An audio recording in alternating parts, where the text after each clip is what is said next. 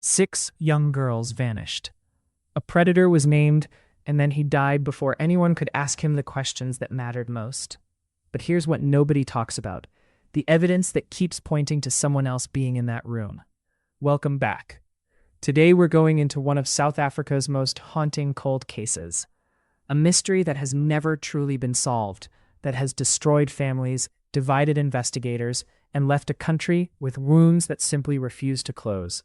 We're talking about Gert van Rooyen, the missing girls, and the question that has haunted South Africa for over 3 decades.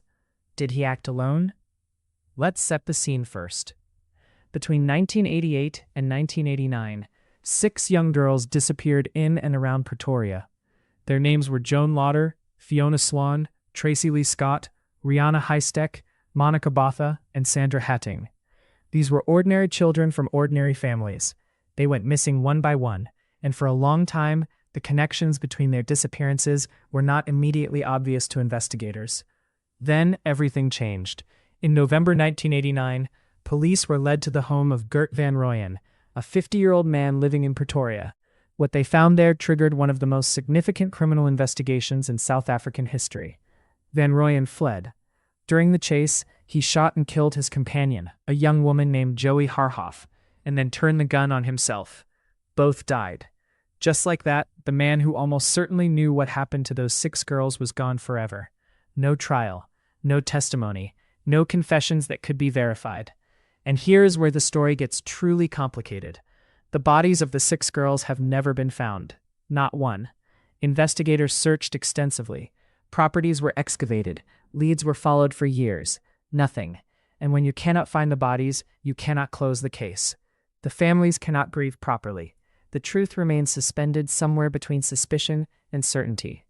Now, Van Rooyen was almost certainly involved. The evidence pointing at him was substantial.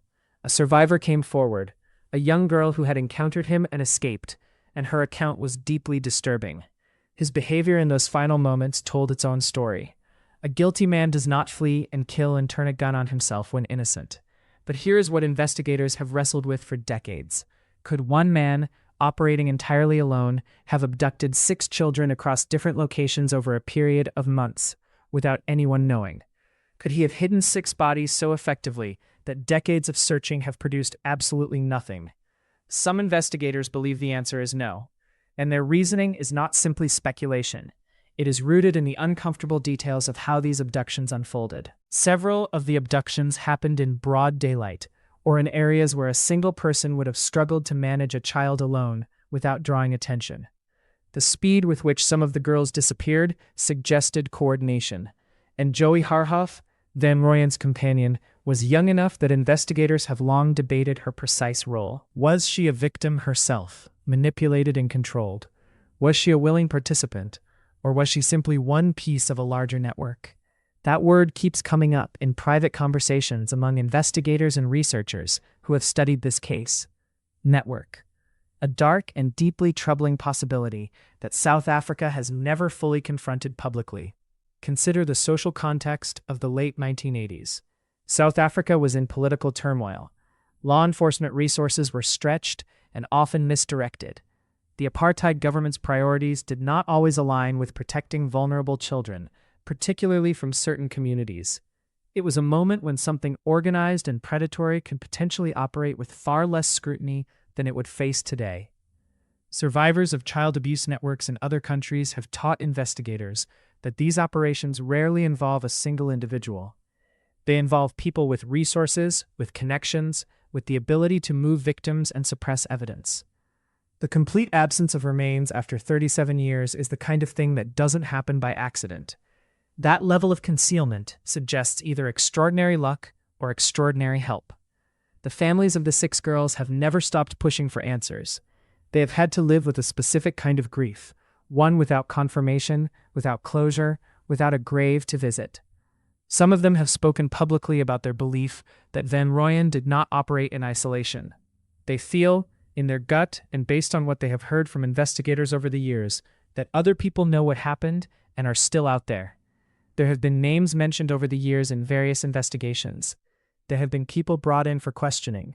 There have been alleged sightings, alleged confessions to third parties, alleged deathbed admissions that pointed toward broader involvement.